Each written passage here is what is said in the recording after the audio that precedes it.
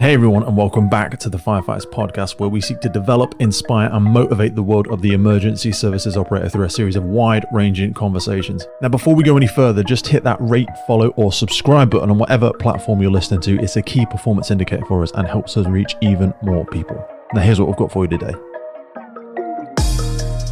Over the last decade or so, I would say endurance sports have gone through the roof. Whether it's running, cycling, triathlon, Hyrox, or the kind of physical challenges we deal with in the fire and rescue service, as well as the now immediate and explosive growth of firefighter challenges here in the UK.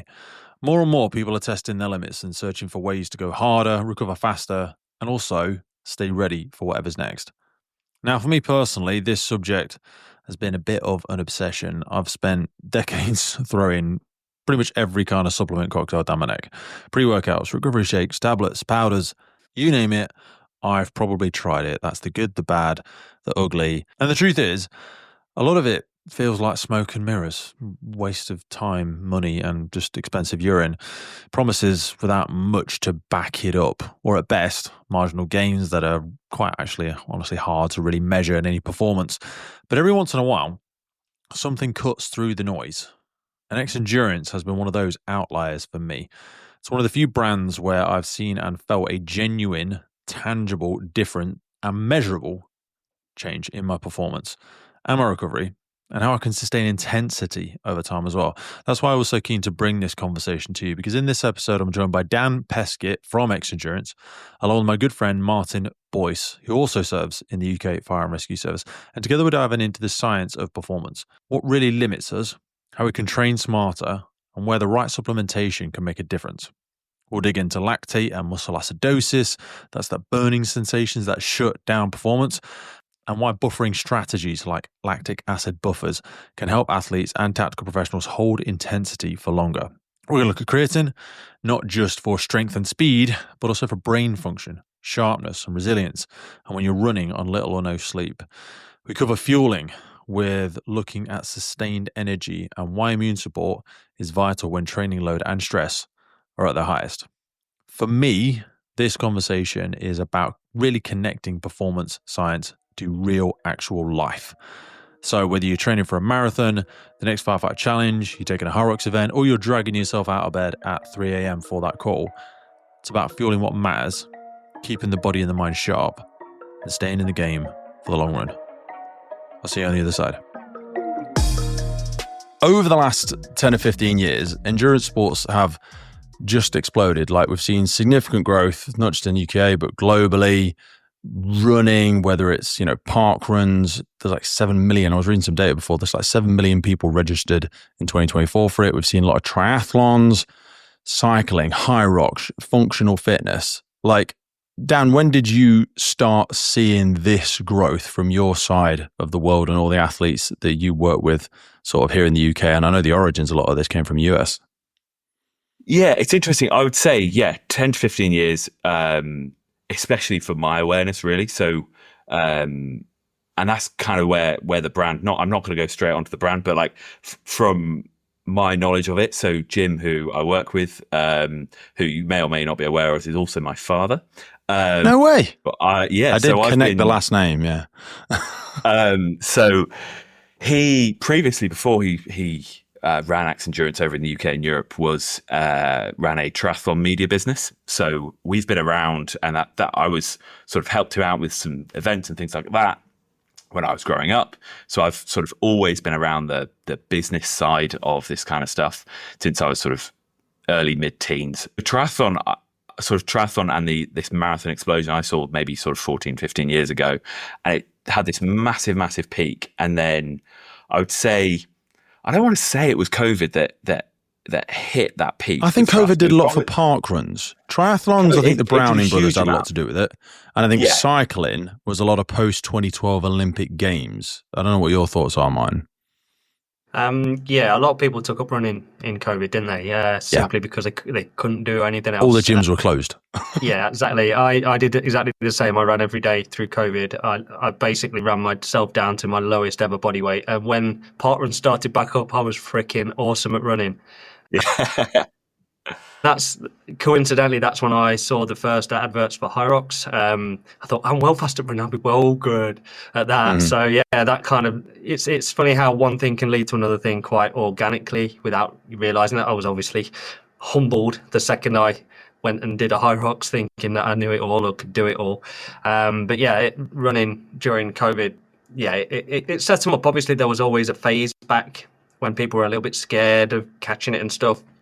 But since then, they've gone from like 600 parkruns to 2,000 parkruns in the UK, something like that. It's crazy just how they're still free everywhere, aren't they? Yeah, absolutely. Yeah, we do them every week with the family, and they're 100% free, 9 o'clock every Saturday morning or Sunday morning if you want to do it with I've kids. done them, but I've never got massively into them, Dan. Can you actually win awards at these things, or does I know, Martin, you're proper into your global rankings. You do is it, do you do that on Strava though, where you plot where you are? And you said to me a little while ago, you were like, someone's taken my local hill. Yeah, I need to go back to my local hill.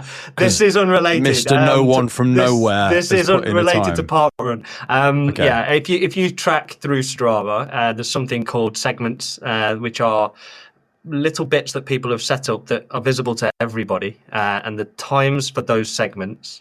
And they can be short segments. They could be 100 meters long. They could be 10 miles long. And if you run that segment, it will rank your time compared to everyone else that's done it. How does it know you've ran it though? Because it's satellite and it logs it on the Strava servers. It tells you. How do you know I'm not on my bike? Yeah, well, it's got an algorithm that would detect if you went past a certain speed and bin you off. But yeah, there are people that do that. But anyway, yeah. So you would going back to what you said. A friend of mine tried to take a segment. In fact, he did take a segment that just up the road. Oh, the flipper! Which is God damn it! So I went back. This is my I went back and ran. I think I ran at about. It was only half a mile, but it was at about 4 minutes 15 pace and slightly uphill. And I was nearly sick afterwards, so I was very committed to getting that back. And he's tried several times since to get it. So. I'm very happy that he's not. But yeah, parkrun is and Strava stuff that's different. But though a lot of the parkruns. When did Strava start? Years ago. It's kind of good question. The one they only started gamifying it in the last 6 or 7 years, which I think is why it's exploded. But again, it's that kind of rising tide raises all the ships. I think everything else has sort of supported each other. Do you know what I mean? It's been like a self-perpetuating vertical loop in all of these things supporting each other. But like Strava, I used to think it really was just for the purists and the triathlons and the marathon runners. But now everybody, even if you're just trying to do couched 5K, people are doing the 1K sprints and whatever they do. I think it's really, they do kudos, isn't it? They don't do high fives or anything like that. They've social media gamified it. But it's a massively healthy community, isn't it? Yeah, absolutely. It's not just for running though either, is it? It's multi-sport now. A lot of people will buy a Garmin watch, and rather than use the Garmin software, they just have it forward everything to Strava. It's kind of the done thing. So a lot of people have Garmin got in there. What about Whoop? Have they not got in there as well? The Garmin software pulls the data off the app, but it connects. It's all been built in already, so you can automatically just connect the two. So it comes out into Garmin and then pops up on Strava, and then I am literally the all gear no idea guy, because I've got a Gucci new Garmin watch that I'm wearing now. My missus got it for my birthday, and I have no idea how to use it. I know it tells me when the sun sets, and it's got lots of cool stuff. I used my Garmin to do the Hyrox and the daily dozens. You use yours for everything. You're very good at data. Absolutely, yeah. Very good at data. Yeah, see, I need to get better at this. I'm running with a £20 Casio watch just with a stopwatch on it because so retro. Well, no, it's more that's so trendy right now, and you know it. Well, no, I was running with my Apple Watch that broke, and I was like, well, I don't know. I'm looking at all these different ones that you can compare it to. There's those guys that have sponsored Hyrox. Like, Apple Watch is a massive no. The battery, I think you're paying for a brand, and the battery's rubbish. The only thing I want for this is the battery lasts like 20 days or something. And I was like, I can deal with that. Yeah, I'm not charging anything unless it lasts more than 5 days. I can't do that life. Even though I charge my phone every night, I get it. But I'm wearing this. I'm not taking it off and faffing about. I work on fire stations, blah, blah, blah. I'm not getting up in the middle of the night and putting my watch on. It's my watch. It lives on my wrist. But do you get obsessed with the data? Because I heard this from a few friends of mine. Like one guy, he had I think Whoop do like a 30-day trial or something like that. And he had it for 30 days. And he sent it back because he was checking every single day.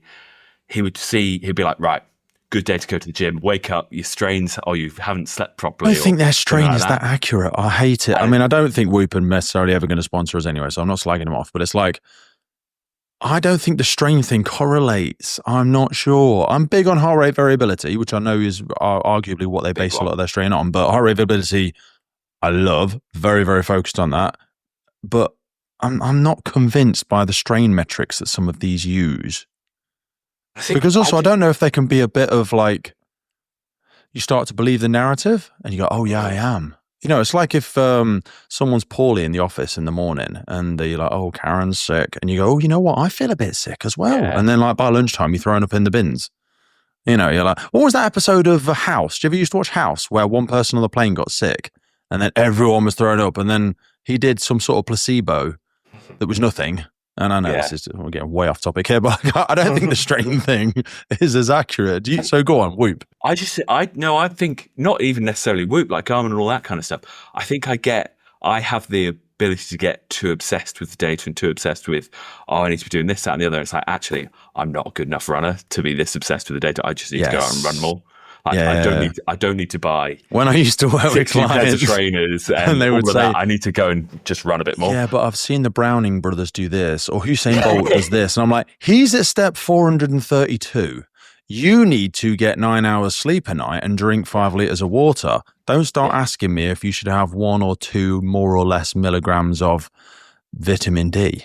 Do you know what I mean? You don't get the fundamentals, and I think that, you know what? I think we saw that biggest with the cycling community. Like every 40-year-old moderately out of shape dad got 5 grand's worth of Lycra and bikes. And where I live in the UK, it's quite a rich rural area quite close by. And a lot of them have really nice Gucci bikes and cycling around these big open water sites. And I'm like, I don't remember seeing one bloke in all of his gear going on a bike ride with his daughter with like tassels on the end on her bike. I'm like, what is this? What are we doing? What are we doing? Yeah. Well, I don't want to say that, but you know, your daughter still beat you. That's all I'm saying. Probably, it was carbon graphite, whatever, but she was still better. So what do we think where it came from? So triathlons, marathon, they were always so far outside most people's reach. My sister actually just did her first marathon ever. And fair goddamn play to her. I was so incredibly proud. I've not run a marathon. I've done a half marathon in fire kit. I did the London half thing in pink kit. It is an excuse to the fact I was going to go slow. I was like, oh yeah, but I'm wearing fire kit and a BA set on my back. Give me a break. Do you know what I mean? But doing a marathon is a little bit further outside of a lot of people's reach. But what I think, and I would bring CrossFit into the conversation here, like CrossFit, Hyrox, Hybrid Games, Functional Fit, a lot of these have made fitness more accessible. Now, I would caveat that with CrossFit can involve some very technical things that I'm not fully sold on. I do attend a CrossFit gym and it's a cool community and all that jazz. I still think that's probably not quite as accessible. Hyrox have really, really seem to have got into some wicked algorithm in how they're making it very accessible. You know, when you like Hyrox finish, you're like, well, everybody finishes, whether it takes you 6 hours or 3 hours or 1 hour. And it gives people a massive sense of achievement. And also, I think this more semi to slightly further endurance focus on sport, I think from a longevity perspective, it's just net positive anyway. But then I also I don't want us to neglect genuine strength building stuff because, you know, muscle mass and how much you can hold. The thing is, when you say holding muscle mass as a key health indicator for health and longevity, people start thinking of bodybuilders and they go, yeah, but I don't want to become bulky. Like, you know, when your missus goes to the gym for a bit, she goes, I don't want massive arms like Arnold Schwarzenegger. And you're like, baby, trust me, you could do that for a year. You're not going to wake up in the morning and go, oh my God, I've got 21-inch biceps. It's not going to happen. Yeah. So like from your perspective, Dan, what do you think is that balance that you're seeing across stuff now? Because I think we kind of are looking at certainly the death of more of the strongman bodybuilder muscle mania era, and the sort of sports and idols that we're looking at seem to be a lot more balanced in their approach to health and well-being. This episode is brought to you in partnership with Godiva Limited. Godiva is one of the world's leading providers of specialist equipment for emergency services market. Godiva produces a comprehensive range of fire pumps, including vehicle-mounted, portable, and their cutting-edge integrated total water flow control system, SAMFlows. I've been using Godiva my entire career as a reliable pump on the fire ground. It is such a crucial element of a successful firefighting team that you want to empower your crews with the very best, reliable, quality product. Reach out to our partners by checking the notes in the podcast. Now back to the show. Yeah, I think to an extent that is happening. Like when, just to go back to sort of triathlon and that running stuff, when we started to see more sprint triathlons and Olympic distance triathlons, for people that don't know what they are, just give us what they are. I don't want to lose the listener. Short distance. So an Olympic distance, you're talking, I think it's a 1,500 meter swim, which is still impressive feat. I think it's about a 40k ride and a 10k run. Like, don't at me that I've got that wrong. But and then a sprint is half. I think that the swim actually might be hardest for most people there. I could do a 40k ride. That wouldn't take me too long. And that's 10k run. Often the thing. Yeah, 10k run is arguably in most people's wheelhouse. But swimming. When's the last time I went to the pool last week and did like 100 lengths? I was absolutely blowing. It's lovely, low impact sport. It's first though, Pete, isn't it? It's first. Yeah. Yeah. Oh, is it? And it's Okay. And it's like 10-15%. Okay. It's like 10-15% of the race or less. But it's what puts people off because they see a big body of water and go, I'm scared of that. Which absolutely realistic, like. Open water swimming again. Left that one out, didn't we? That exploded like 10 years ago. And but then now we're seeing like Hyrox and running becoming more popular. I think you're right on it's more achievable. They have a ridiculously high finish rate with Hyrox. It's because injury rate is pretty low. The movements aren't that complex. You could realistically teach most people in a gym in half an hour, those 8 stations. Technique on wall balls might not be perfect, but... What would you say is the hardest one, Martin? You've done loads of these. Hardest? Yeah. What's the hardest station? The most difficult in effort for me has always been the burpees because it's a heart rate destroyer. It's not technical at all. It's just get down, get up, get down, get up, but for a long way. And you seem to move through it slowly. So it feels like, I don't think it's the burpee. I think it's the broad jump, you know. Because I think past middle-aged, most people don't two-footed jump anymore, do they? That whole station is a destroyer of souls. I mean, I've had to resign to doing them what I describe as the old man way, right? You see all the young people on Instagram, the burpee coach, all those guys hopping through it like a frog on crack cocaine, and you're thinking, what is going on with their heart rate? And then I try and do that, and 3 burpees in, I'm a relatively fit guy. I can run a 90-minute part run, yet 3 burpees, no matter how many I do in training, how many I do in the gym, no matter what I do, I can't maintain them to that capacity. So I resorted.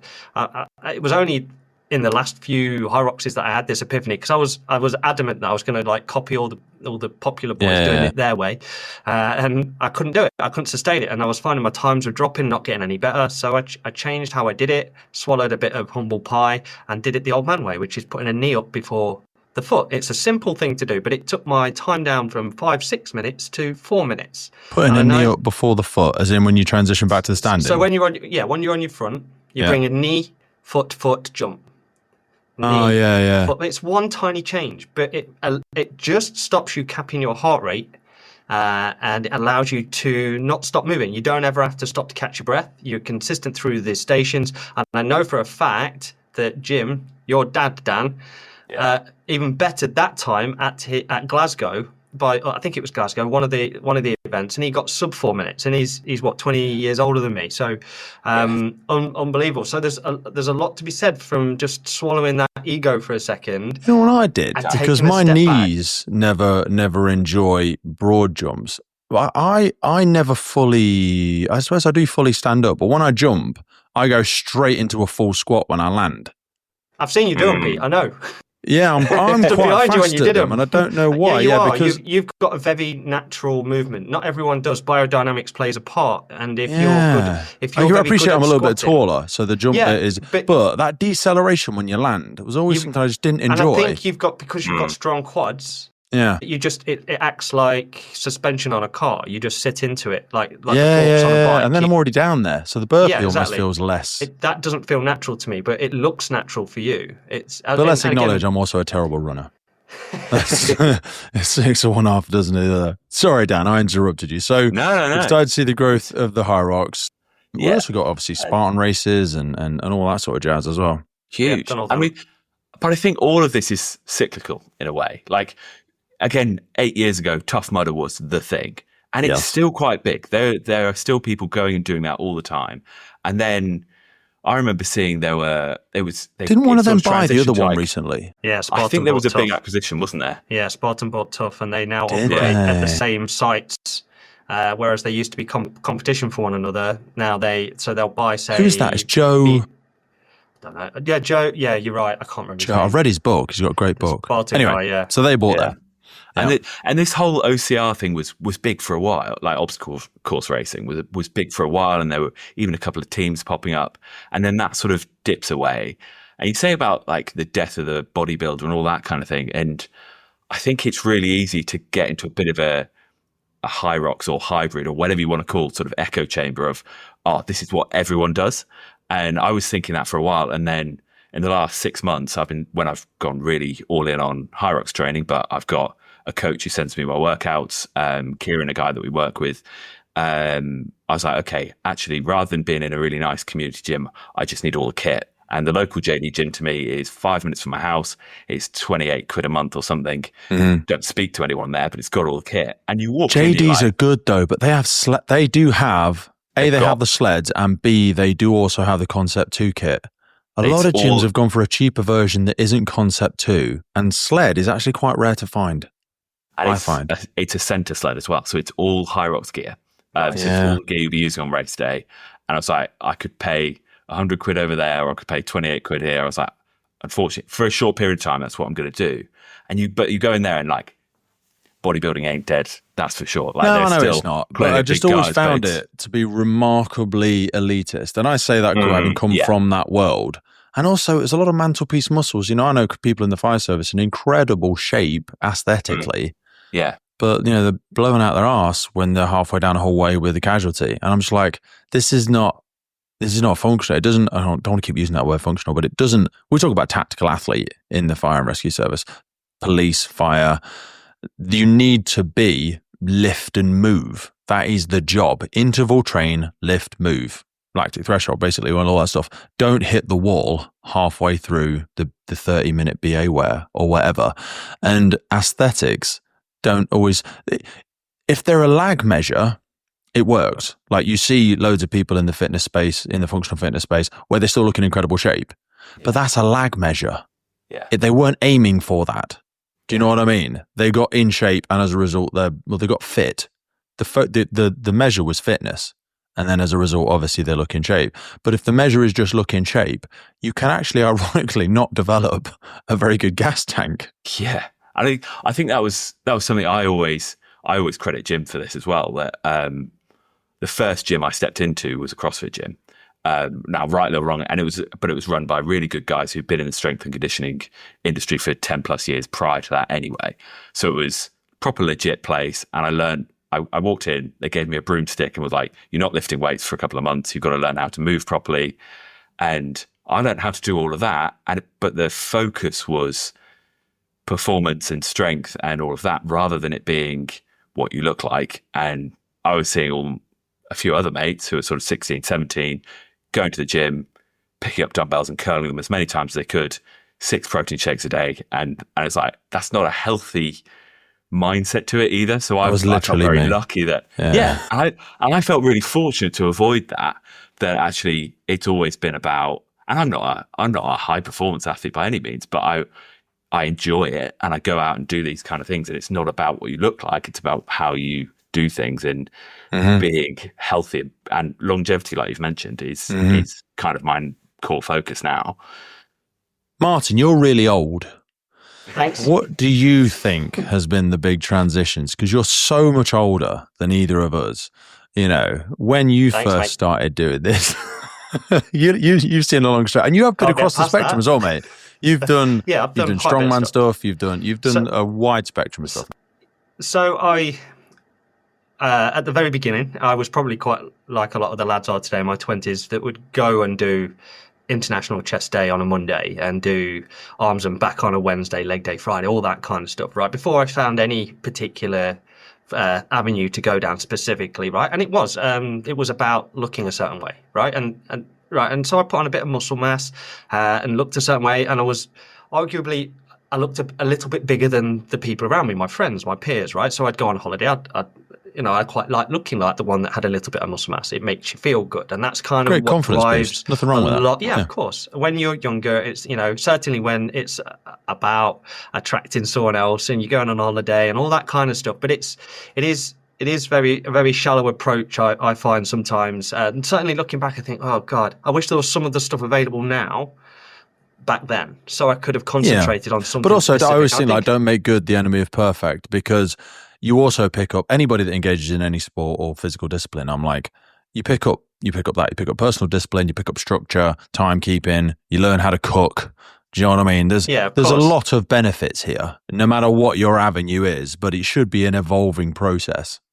Yeah, and I think like after that, I got a bit bored. I was at there was a big corporate gym, with the swimming pool and the steam rooms, all of that has all the fantastic kit, but it got busy and I got fed up of it. So I started to look around. I thought, right, how can I change this up? I want something new, something different. And there was a new gym that was opening up in Leicester. You might know it, Pete. It's called the Warehouse Gym. When it first opened up in 2011, it was crap. It was bad. It had a few bits of kit. It just pushed to the size of a warehouse, as you'd expect. A few benches and whatnot. They quickly acquired the basement, and they basically, I think, just took a load of breakers and smashed a hole in the floor, and got a steel staircase that I'm pretty sure was barely connected. I was there the day when they tried to get one of the tractor tires down into the basement. Instead of taking it round through the doors, they tried to get it down the stairs. They rolled it down the stairs and it got jammed. They had to use industrial lubricant to get it through the hole. Luckily, there was plenty knocking about in the gym. for unknown reasons. But this gym, for all its faults in its infancy, attracted a certain clientele, big guys. Massive dudes. They had no necks. They were all, completely bald, and they looked a lot older than what they were. But these guys were barrel-bellied, strongmen type, right? And it was me, dude. Harsh. And I didn't really care. I just wanted a bit of space to set out my own workouts. Like, I just needed space. That's essentially all I was after. And I got that, but I was very clear very early on that these big guys were coming and doing really cool stuff, log press, tire flips, all this stuff. And I thought, I quite like the look of that. And before do you remember the random boxing ring they had in there? Yeah, right at the beginning, just pushed into the corner. Yeah, I got in there with, remember Jay Pateman? Yeah, he was one of the people I'm talking about. Yeah, exactly. I love Jay. His son's really strong. Yeah, exactly. So I thought Jay, when I first met him, was just a big fat guy. I knew he was strong, but I thought he was like, let's do some sparring together. I got in there. He hit me once, not even in the face. And I was like, oh, no. We're not doing this. This is really stupid. I think Jay is one of the hardest hitters in the goddamn UK. Like, he's just incredible. Anyway, away from that segue. For Dan's benefit, he held the natural bench press record for a long time. So and he was 100% natural as well. Always has been. Unbelievable. His squat was, his son now has followed in his footsteps. Strongest. He had 180 kilo overhead static military press. Yeah, unbelievable. Unreal. So imagine that. It is beyond a privilege to be able to bring the Firefighters podcast to you, and we are so grateful for every single person that supports, listens, shares, and follows our journey. But here's the honest truth. It takes a colossal amount of time and work to keep the podcast going. And to help us keep doing it, create more, reach more guests internationally, and make the podcast sustainable, we're asking for you to help. And to do this, we've set up a Patreon page. Now, by joining this, you'll not only support the future of the podcast, but also gain access to exclusive benefits. Now, if you've ever wanted to meet a member of the podcast, buy us a beer, buy us a coffee, and you think anything you've ever listened to on the podcast has been worth £3, That's basically what we're asking you for. By joining our Patreon community, you will get access to every single full episode archive we have ever made. Now, hundreds and hundreds of key documents that we've got in there on fire behavior, firefighter health, cancer risks, instant debriefs, and so much more. So if you feel like you want to join the Patreon crew and help us make this possible, head to patreon.com/TFFPC or check the link in any episode podcast notes. He was floating around the gym at the same time I joined. So imagine that kind of influence on someone who was looking for change and a direction. And I went down into that basement, down them stairs, into that dark dungeon, as it was called, the dungeon. Yeah. And I watched and admired these guys, and they had car deadlifts and stuff like that. And I set my sight on this car, right? It was by today's standards, it's quite light. It was 140 kilos, but as I wasn't particularly good at deadlifts at that time. I couldn't lift it. And over the course of a few weeks doing that training, copying those guys, copying what they were doing, I was able to pick it up. And over the course of the next 4 years, I went from this 140 kilo car to putting weights in it and then having people sit on top of it. And then the numbers just kept going up and up. And I went into a couple of amateur competitions in Northampton's strongest novice or whatever it was, and came second in both out of like 18 dudes. It just, I couldn't believe it. I never in a million years had I thought that I would end up in this position. And one of those things was like a truck pull. You can never imagine yourself pulling a truck. Yeah. Like 3 years earlier, I couldn't have pictured myself in that situation. But I sort of got to the end of that. I felt like, I think I got an injury that sort of made that decision. I went on holiday and sort of said to myself, right, I'm getting older now. As you said, Pete, I'm getting older. I was about 35 then. And I thought to myself, it's a long time ago, isn't it? I went on. Thanks, mate. I went on holiday with a busted shoulder. I flew all the way to New Zealand, nursing this shoulder. I went in a camper van for 3 weeks. I couldn't get in and out right because it was hurting me. And I flew all the way back thinking, it's still hurting me. And I went to Loughborough. I had some dye injected into it, and I thought, no, that kind of ego lifting, it's not worth it anymore. I enjoyed that chapter, and I very much had to look at it as a chapter without getting too sad that it was over.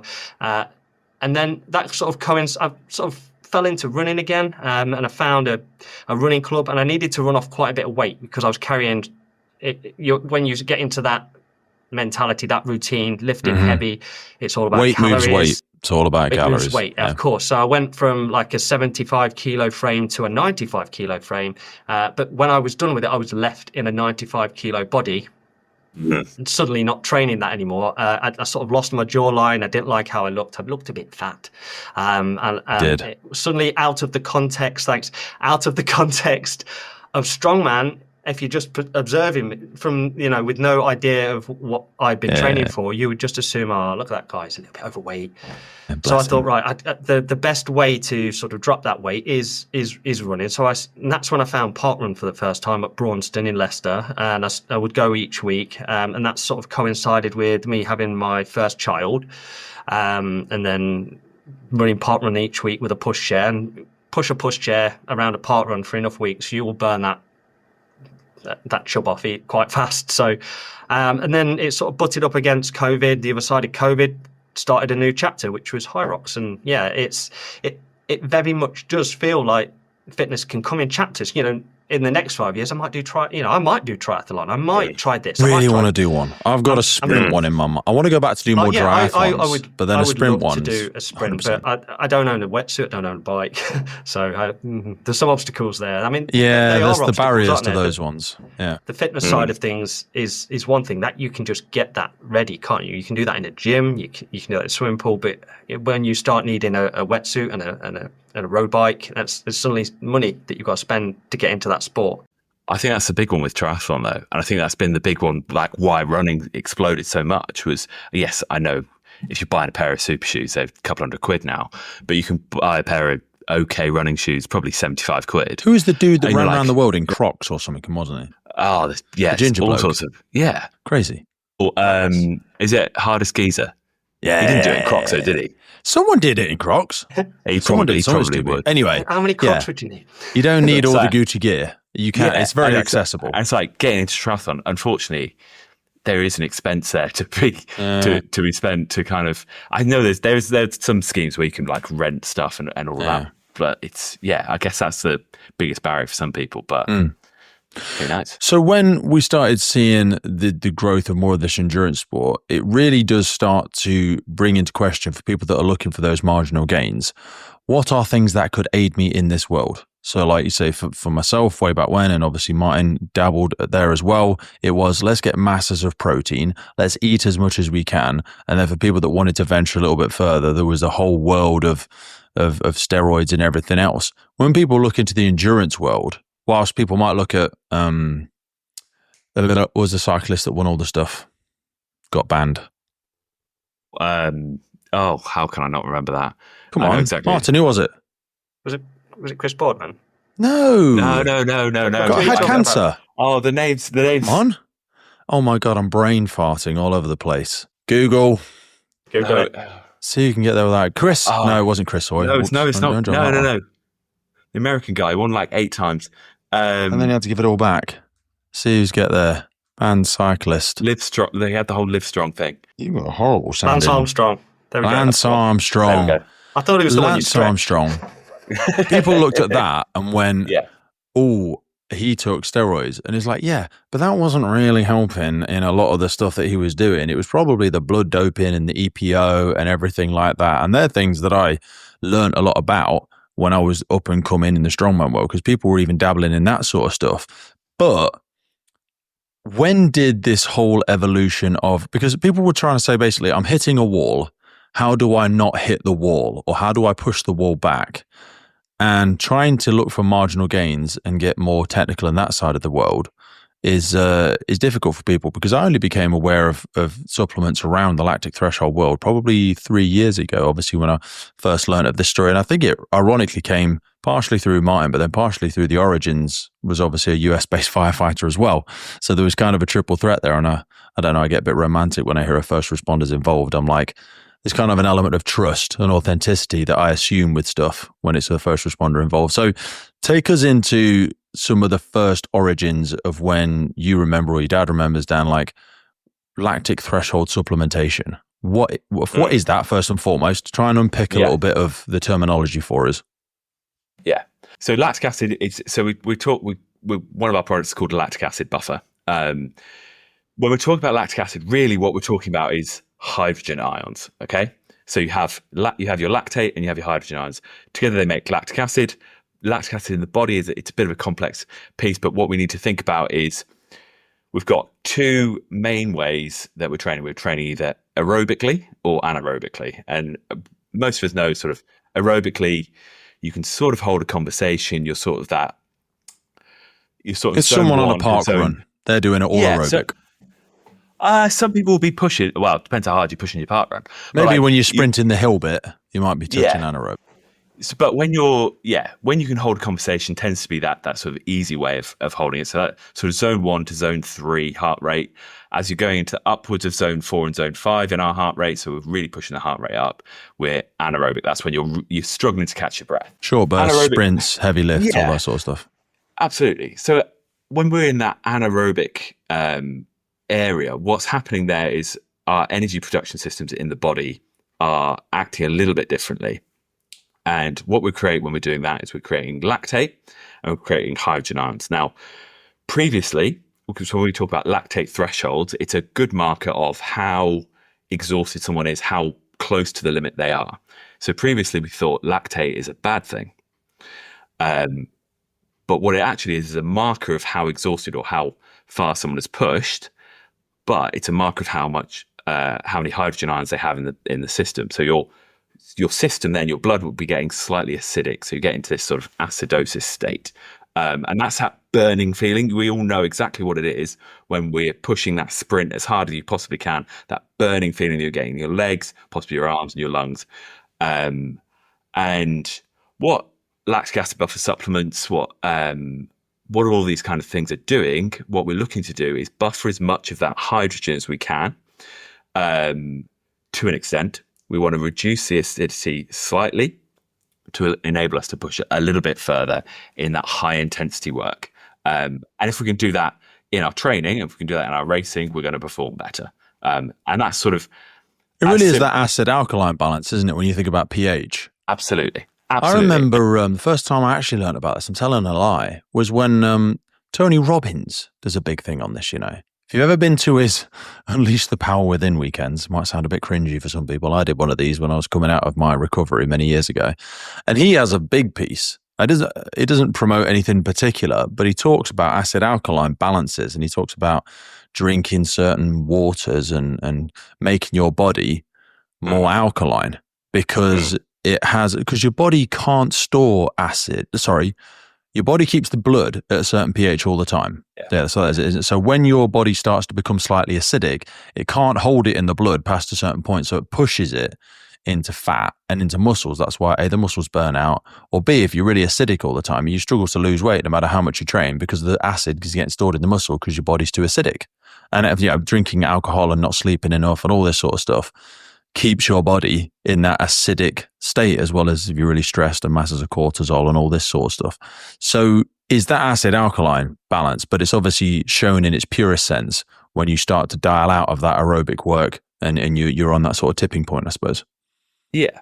And what people have done previously, and still doing, the most effective thing to do is to train your aerobic base as much as possible. When we talk about somebody having a really good engine, that is that ability to train at those high intensities.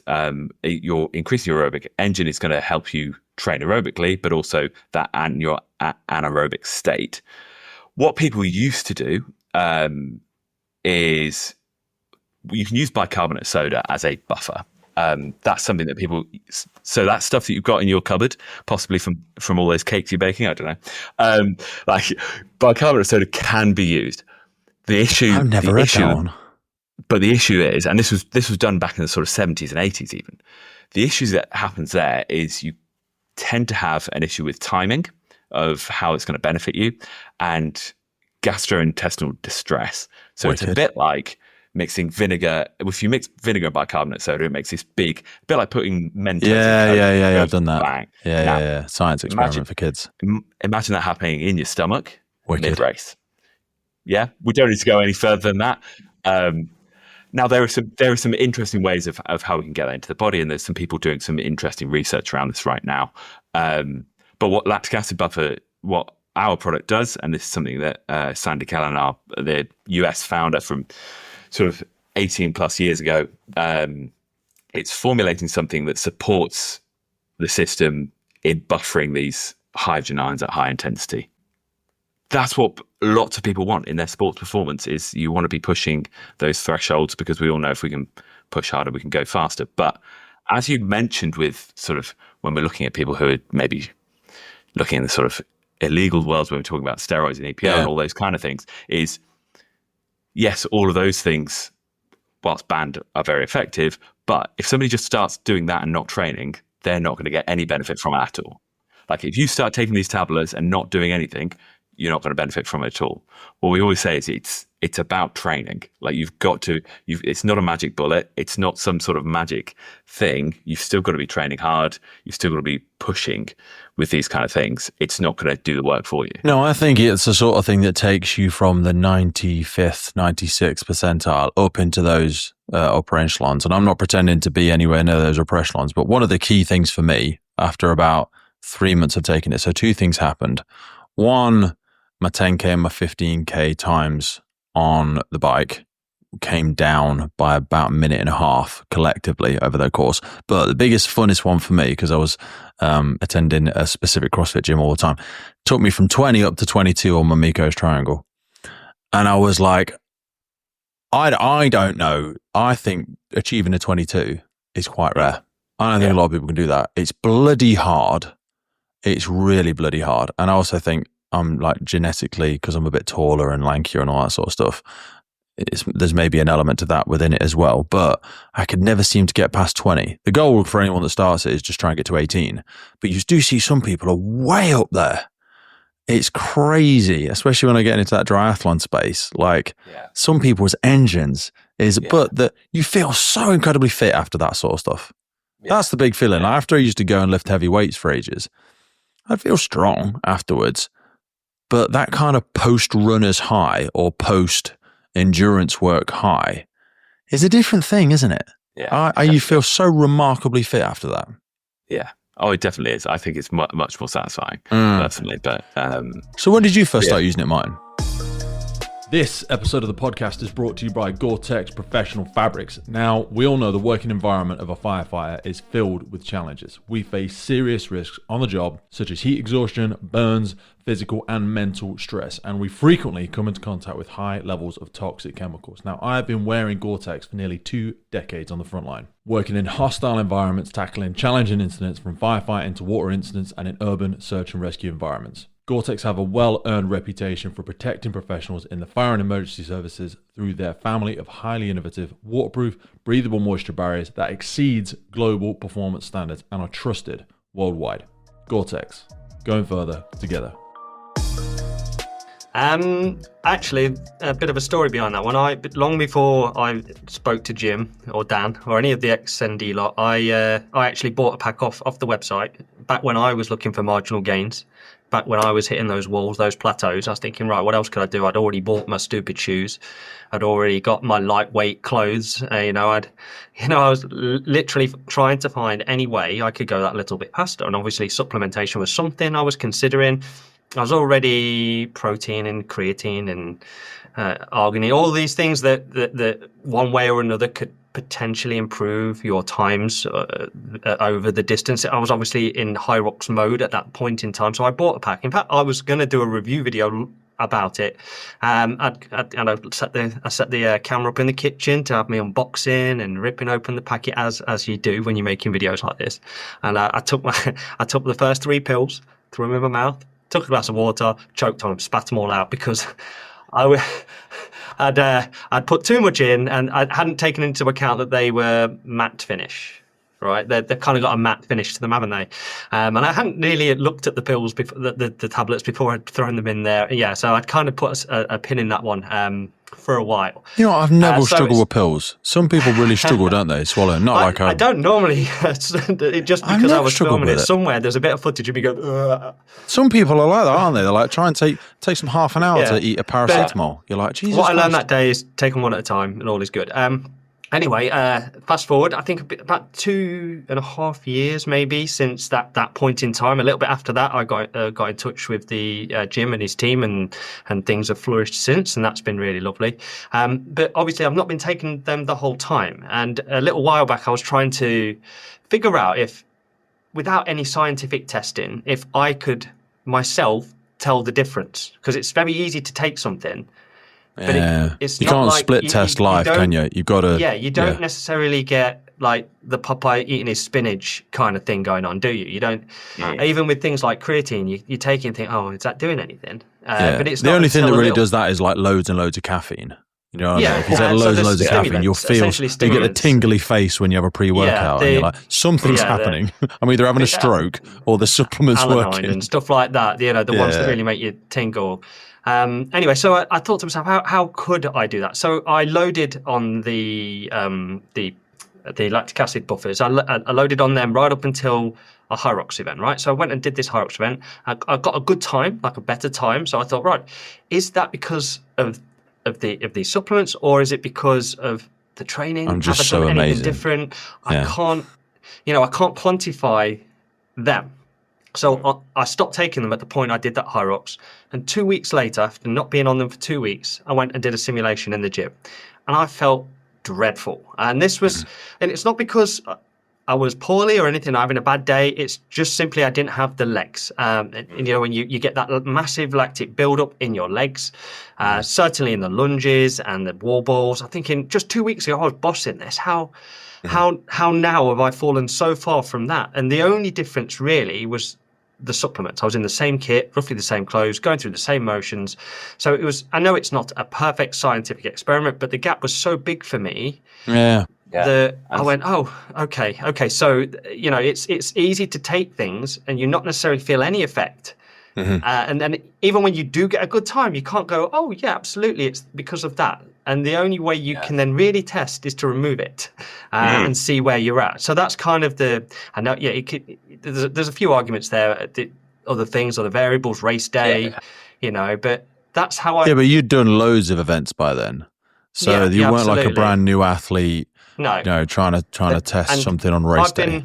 I've been, it's the lactic acid buffers have come into play a few times for me. I don't just load them up before Hyrox.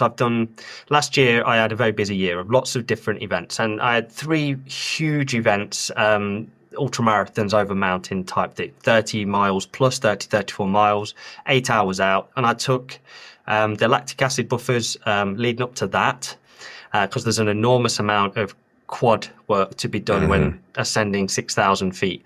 And then I took a load of the gels as well. They'd sent me a box of the gels, and those gels are very versatile. They're you can use them for just about anything. So I had 3 or 4 of those in my pack, and I like with a lot of gels, it comes down to, does it upset your tummy? Do you like the flavour? Yeah, if it satisfies those two things. Always a thing. You're good to go. And yeah, these ones, in fact, there you go. They're the ones. They're the ones that I took, and they're the ones I'll take now. If sometimes I'll take them on to Hyrox and stuff, but not always. It depends on how I'm feeling. Sometimes it's nice to have one after them bloody burpees, not before. Not before. Yes, always. When I used to do back-to-back CrossFit sessions, I used to have the Lucozade ones a few times, but they always made me feel really sick. Yeah, but I didn't want to have like a SIS Skittles ones. or anything like that. Or I'd try and do like a Powerade. It would just, I don't know what it was. Artificial flavours sometimes can really be like, Yeah. It's the number one thing with gels that we find. Like people, we always say to people, don't try them first time on race day. And it's always what works for you works for you. Like it's got to settle in your stomach because it's useless otherwise. It might have all the carbs that you need, but if it doesn't settle in your stomach, it's going to ruin your race. Absolutely. Yeah, 100%. No experiments on race day. I think that's a big one that I realised. I think we can all. I think just about anyone who's ever done any kind of endurance sport, whether it be a run, if you've had a bellyache halfway through, it ruins it, doesn't it? And if you induce that bellyache yourself, you're shooting yourself in the foot kind of situation, isn't it? So So with this starting to grow, when did you start to shift away solely from just looking at elite athletes? Because the term elite is a very flexible one, but it's a small field of people looking at Olympic athletes, whereas there is a lot of weekend warriors now. There seems to be and I think it's great. I think CrossFit gyms and Hyrox gyms, and they've become the new pubs, haven't they? Yeah. I think like the drinking culture is just dying. My parents talk about this. Like, I feel for clubs because apparently like one nightclub a week closes across the UK. And I feel for, obviously the COVID thing as well. But I said to them, no one's crying about all the record manufacturers that no one buys records anymore. No one's crying about the alarm clock companies because now everyone's got a mobile phone that's got an alarm on it. I'm like, it is sad. I appreciate it, but it's just a shift. It's just an evolution in the way that we socialize in the world, isn't it? So the point I'm trying to get to is we see a lot of quite spicy, athletes just at your local gyms now. You could go to a local gym and find a high performing marathon runner or, a high performing, there's a load of people at mine that do like strength and depth up to like a regional level, which is absolutely no joke. I think 10 years ago, those people would have been remarkably high level in the top sort of 5% of people globally. So when did you start to recognize there was a benefit, in diversification in the type of athletes that you're appealing to? So I think the company really, that's always been the focus, is it's fueling those people who, like, obviously we're open to all people who want to do sport. Yeah. But at the end of the day, we're looking at those people who want to perform at their best. It's maybe not the best person in the world, but it's at their best. And yes, we're open to people who are just starting out in running and all of those kind of things. But as we've sort of touched on already, supplementation is not the first thing that you start with. Get your fundamentals sorted first, yeah. Are you sleeping? Are you eating right? Are you drinking enough water? Great. Are you training enough? And then we start to add these other pieces in. And I'm very open with customers when they come to us and say, hey, what should I be taking? I was like, okay, well, what's your goal first? What are we doing? Before we start saying, I'm not just going to send you the whole catalogue of things to buy. It's what do you want to achieve first? And what are we doing now? And then we'll add a few things in and see how they work with you. But we've always been sort of focused on these people who are chasing these intense events or going to these kind of gyms, a bit like we've touched on CrossFit quite a lot. In the States, that was a big, when the company was first starting out in the States, that was a big part for them. It still is a big part for them. They seem to have massively wet the bed a little bit in the last 12 months. Yeah, a little bit. I think, but the thing is, Hyrox and other things are just stepping into their space. They're just going to eat their lunch. I think it's had a difficult time business wise. I would say would be the nice way of putting it. Professional. Yeah, it's. I don't think it's going to go away. People forget though. CrossFit is just the brand name. They say I do CrossFit. You mean you do functional fitness, and they've just gamified it. That's just one way of doing it. The gyms will survive. Yeah, of course they will. For sure, because the communities are so strong there. Yeah, and they'll do, and the good gyms will do really well. Yeah. And the event side will evolve, I think. Yeah, as we've said, it goes always in cycles. Does. It's fine. 2015, 2016, when these big Netflix documentaries were coming out about CrossFit, everyone wanted to do it. I still love watching them. For them. They're great. I watch them now. Like I used to watch Pumping Iron all the time. Now I watch some CrossFit Games videos because it's just awesome. And then everything shifted towards Hyrox because it's like, actually, I don't need to learn how to walk on my hands and do the complex gymnastics. That's the bit I just no interest in. And the gymnastics complex. I've done a bit of that kind of stuff and tweaked my shoulder a couple of times. And so actually, I've also seen people doing ring muscle ups and hurt themselves. Yeah. It's like, well, your mobility map might not do that, and it's just not healthy for you. As again, like Olympic lifting, remarkably complex. It comes down to biodynamics again. It comes down to biodynamics, and you just might not have the right movement pattern for it. I would love to see you in a handstand, Pete, but I wouldn't want to see you in hospital. Do a handstand, but I can't walk on it, and also I'm just scared to death of falling on my neck. You know, if I never did a handstand again in my life, it's not going to change me, and it doesn't. But if your metric of fitness is I'm not fit unless I can do a handstand, since when? No one 20 years ago cared. Yeah, no one cared. When CrossFit came out, there were strongman elements. There were lots of elements that would appeal to me now. But they went through a real big change, didn't they? Lifting bags, climbing ropes, pulling stuff. And cool. Yeah. Yeah. It changed. I forget which year it changed, but again, there's a documentary about that. The year that I think the first little show of it was when they started double unders, and I know that was very early, but I was like, this is weird. I was like, this is weird. I think it's a good methodology. I think it's a really good methodology, but I think it's It's anything taken to the extreme. You know what I mean? Exactly. If you fully subscribe to it, it creates a very fit individual, doesn't it? But very few people can 100% commit to it. And you do just end up with everyday people in everyday kind of shapes, not the muscle-bound guys with six packs, not the girls in crop tops, the everyday guys and girls. You look great in a crop top, though. I will say that, Martin. I will say that publicly. But you know what I mean, don't you? It's while it's the ones with the sexy guys glistening with their tops off and the girls, and that doesn't necessarily represent the majority of people in a.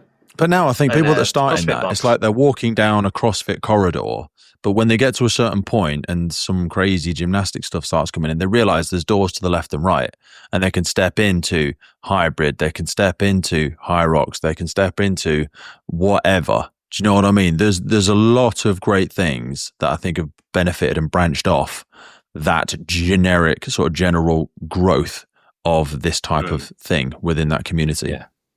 Yeah, I think you're bang on with that. It's this accessibility for people who actually might have 3 or 4 hours a week to train, not the people who have 20, 30, 40 hours a week to train.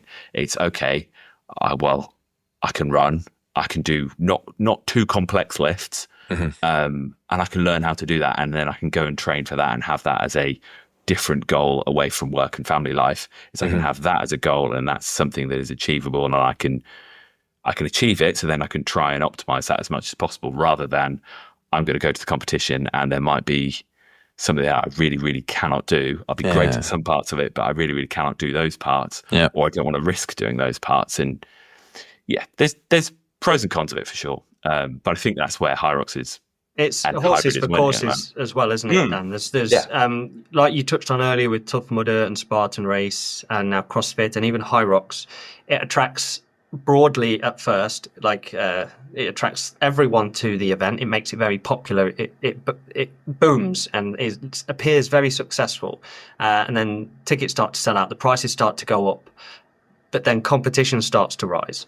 And you start to see people fluttering off to do something else, leaving the hardcore people that love that sport. And that's true of Tough Mudder. There's still people that are doing it now that used to do it 10 years ago. You know, it's the best thing for them in the world. They will show up to every Tough Mudder that's going to happen. Same with Spartan Race. You know, the people that love Spartan Race, they love the methodology around it. They love the work ethic, even though hardly anything's changed in the last 10 years. A few obstacles here and there, the spear throw. I think there's an element of the nature thing in there as well, isn't there? Yeah, of course. People feel that primitive element, whether it's man, woman, they feel in their purest strength. These are my people as well. They with CrossFit, and that's very strong in CrossFit. These are my people. This is my clan. This is what I'm going to go to war with. Yeah, this is my tribe. And so now the people that flutter between these things, and I'm probably guilty of doing this as well, because I've done Tough Mudder, I've done Spartan Race, I've not done CrossFit. I've found Hyrox now, and for a few years that's sort of dominated my training methodology. It's just what I do at the moment, and like I mentioned earlier, this may just be another chapter. I can't imagine I'd do it forever. I don't know how long it's going to last before people flutter on something else. I'm going to keep banging on about triathlon. I think it is one of the best kept secrets. And of course I only like it because I'm a little bit good at it. You are very good on the ergs. You know what? That's where I'm like, the thing I think of it is like drag people into deep water and drown them, because there is no break. There is no break.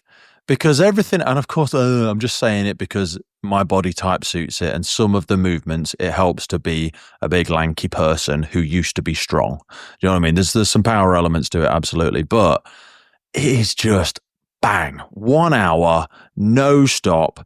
And as soon as you've got to be so in tune, feathering that accelerator of yourself, because you will just blow up and it is game over. And I love it. I think it's low impact on the joints for people that have done silly weightlifting in the past, myself included, done damage to things. But underneath the damaged knee and the damaged shoulder, you're still a fit athlete, but you can't do a handstand and you're scared about spinning around a bar because it's really wrenching your shoulders. You go, this is fitness. But because also running, it hurts my knees. Don't enjoy it. Anything past 3K. Not interested. A lot of people don't like running because one, they're not good at it, because it sucks, them, right? But it's hard. It is hard, and when you become better at it, it sucks less, and it enables you to do a lot more. And I think a lot of people never get past that first part. They never give it. You've obviously got circumstances because of your knee problems and your surgeries and whatnot, but once you get past that it sucks phase, your legs can get you to places that cars can't get. They can take you like up mountains, and they can take you cross country, and they can take you to places where cars and vehicles and you just won't be able to get. So I've often I think of them as basic human tests. I say this to my family, like, you need to be able to swim, you need to be able to run 3K, you need to be able to climb over a wall. And I forget what the other one was. We need to be able to drag each other out of the house if we need to. This is what it's like marrying a firefighter. But I was like, these are basic human tests. If we're down an alleyway, you need to be able to climb over that wall. You need to be able to lift your own body. If suddenly something happens and we need to run up a hill to get away from some sort of danger, you need to be able to run 3K. You don't have to do it really fast. But I just think they're life things where we create a self-sustaining human being. And I worry about the general health of society. I mean, whilst health and fitness has grown exponentially, there is also a widening of the UK waistline, isn't there? And I think it seems to be it's like the Matthew principle, where the rich get richer and the poor get poorer. I think the fit are getting fitter, but the unfit are really struggling in life and society. But my hope is, we've become remarkably health conscious. We've recognised the demand everything's placing on the NHS, and government seems to be incentivising a lot more, I think, in my very small, that we want people to look after their own health a little bit more. Because I think it's just become remarkably obvious when you start to let it go. That's like the domino that tips everything else in your life in the wrong direction, isn't it?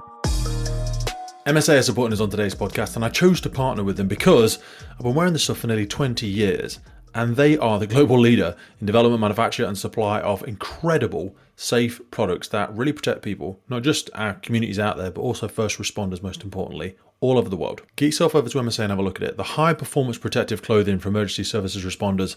They also partner with us on the UK Pink Firefighters. It's because we love them. The helmets with the reflective visor, the F1XF, absolutely epic helmet. And not forgetting how they improve firefighter safety through their connectivity in the connected firefighter platform. MSA are always pushing the envelope, and it's a real privilege to be able to continue to grow our partnership together. So whether it's your PPE, your bunker gear, your helmets, your SCBA, your thermal imaging, your Luna, or your portable gas detection, both of us know that this equipment needs to work. It needs to be high quality, reliable, and dependable in the moment. And that's why I use MSA, because they know what's at stake. I think what you touched on it briefly earlier, didn't you? Longevity is becoming more important to people. Self-sufficiency, and not inducing yourself with illness unnecessarily. Everyone can get poorly, but if it's a result of something you've eaten or drink over time, or bad habit, that's awkward. Having to admit that you've done it to yourself. Yes, it's going to be difficult to accept for yourself. If you let's say smokers, right? Let's say you've smoked all your life and suddenly you've got cancer, right? Because of smoking. I mean, it's a hard pill to swallow to know that you've induced that yourself, isn't it? And I think with the NHS in the state that it is and struggling as it is, the importance of looking after yourself and being a good example to others is more important than ever, because the people that are going to try to fix you or help you are getting further away. You know, getting your appointment in the first place takes time, let alone any actual action after that is 4-6 weeks. Imagine if it's something aggressive that's coming after you. You're going to be dead long before you've seen anyone. And it's a terrible state to be in. And if you then backtrack to something that you've done, what a terrible position to be in. So yeah, it would, in my head, everybody should do whatever they can to avoid these things. But like you say, it's observable everywhere, up and down the country, in all classes of the civilization, from top to bottom. The healthy are getting healthy, the fit are getting fitter, and then at the other end, the opposite. And it's I don't think there is an answer. I think people have to learn their lessons themselves, or have an epiphany. A lot of people have a wake-up call at some point in their life. I think the reduction in smoking has been remarkably successful in the UK. Yeah, that's been crazy, and we've seen this a lot in the fire service. Like 90% of people on fire stations used to smoke. Now, I think it's completely flipped. But one thing I think still linked. Where do you both sit with alcohol? Because that still is so heavily embedded in all of our communities and all of our cultures, isn't it? It's a social drug. It's the only drug that we seem to not have a problem with. I mean, mine's an easy one, because when I stopped taking all drugs like 13 years ago, my daughter was born, I just kind of went no to everything. But a lot of people do you still drink, Dan? I do still drink. Are you drunk now? But yeah, absolutely. Move the glass of wine. It's funny. It's funny because I'm just trying to think. So I left university 6 years ago now, and it was a necessity then, as part of the curriculum, wasn't it? But it was already starting to become acceptable for people not to drink then. It was rare, but it was starting to become acceptable. And then as we've all grown up a little bit, and some of us are starting to have children, it's become a lot more acceptable that actually someone's showing up, they're not drinking, it's not questioned. Whereas I remember when I was, even at the very start, when I was sort of 18, 19, people were, well, you're not drinking, what's going on there? And I still see things popping in from my uni that are still on my social media for some reason. And there's a lot more, I think there's a reduction in the maybe half a generation behind me of drinking massively. Well, some data for it. I was looking at Alcohol Change UK. So in 2011, 18% of 24-year-olds came to be teetotal, whereas now it's up to 26%. So a quarter of 24-year-olds are teetotal. 19% of adults in England, 19% of adults in England say they don't drink at all. That's a lot. That's a fifth is, I mean, this is also people that I never fill out surveys. So who's filling out surveys these days? Sometimes that's where I question data. I'm like, the rest, maybe the people that drinking were just too drunk. I ain't got time for that. I'm off down the pub. I think there's definitely a reduction in the excessive drinking. Like I'll probably have a glass of wine tonight because it's a Friday, but I won't have half a bottle or more. And there's a lot less of that happening. I think that's especially people stopped going out to pubs. I think people drunk a lot more in COVID. And then when they moved out of that, I don't think they ever went back to the pubs. So they were drinking a lot at home, but then I don't know if the challenges with the economy and us earning a little bit less money alongside the growth of health and well-being. And also there's a load of alcohol-free stuff now, isn't there? Yeah, that selection's just become huge and really good. That sort of sober culture has really, really, really, really grown. I don't know why. I think part of it's behind this whole explosion in sport, though, that it's more accessible to people, that people are thinking, actually, like I'm thinking, right, I've got a race in 2 weeks' time and I've got October and December coming up for Hyrox. I'm thinking, actually, I'm definitely not going to be drinking lots at any point in the next 3-4 months. And I'll be cutting my alcohol back very intentionally because actually I know that it doesn't benefit my performance at all. Well, it doesn't. Yeah, we're all intelligent people, or most people like to think we are themselves. They like to think they are. What's the rationale? Like if I asked you now, Dan, why are you going to have a drink tonight? Why are you going to have a glass of wine? Quite like a glass of wine, to be honest. You like one? Okay, what's the first thing you ever drank? This is not, let's put down, this is not an intervention, but like when was the first time? I'll say I had a glass of sherry, I think when I was like 10 in a changing room, so a rugby changing room, and it was bloody horrific. Someone was just passing around a bottle and I went, holy hell. Sherry. And then what happened afterwards took years of therapy. But, I don't know why they were giving 10-year-old sherry in a man's changing room. That's probably another question. But the first drink you had, unless it was a high sugar alka pop, what were they back then? Bacardi Breezers and Hula Hooch. I can't remember the stuff that was knocking about when I was younger, but like, you probably didn't like it, did you? It probably wasn't nice. I don't know, people convince themselves to what they like. Social pressure. Yeah, it's the only you knew it was bad for you. It tasted horrible, but you just muscled on and went through it. And I know I'm not trying to lose the listenership thinking I'm banging them over the head with it, but like, I went through a drug addiction period in my early 20s or late teens, early 20s, and I was heavily vilified for some of the other there was speed and amphetamines and things that happened when I was a lot younger. But people drink alcohol and think it's okay, but I think the societal cost of alcohol is massive. Yeah. If we went round Martin's house and we all smoked a bit of marijuana or whatever, we might eat all his food and then go to the shop and buy more furious. Food. Yeah. But if we went round and we all got smashed out of our heads, we might go outside and start, the societal cost and public damage and all this sort of stuff and your own personal cost. I'm like, as an intelligent person, it doesn't make sense why we would do it, but it's just everywhere. It's crazy. But yeah, like he's saying, I think people as they get older, they go, and it takes me ages to recover from it. Doesn't really make a lot of sense. I feel dreadful for the next few days. Cognitively, it's just ruining me. And some people are just going, nah, not for me anymore. Yeah, absolutely. Crazy as we're moving away from it. I think on the flip side of that, I wanted to focus in on one supplement we haven't spoken about, creatine. Yes. Creatine is the one thing I never stop taking. Never. Both for the physical and the muscular benefit. Cognitive. The cognitive stuff and the research that's been in the last sort of 5 or 10 years on creatine, if people aren't up to date with it, that's one of the reasons I never took it. I remember reading some of the military. I've read some of the military studies around it where they did it on sleep deprivation, didn't they? Where they gave, I think they gave maybe 18 or 20 grams of creatine over like a 7-8 day period, and it mitigated cognitive decline massively. Like I think I take like 15 grams of creatine a day. Total transparency. I drink lots of water. Is that why I'm sending you so much, is it?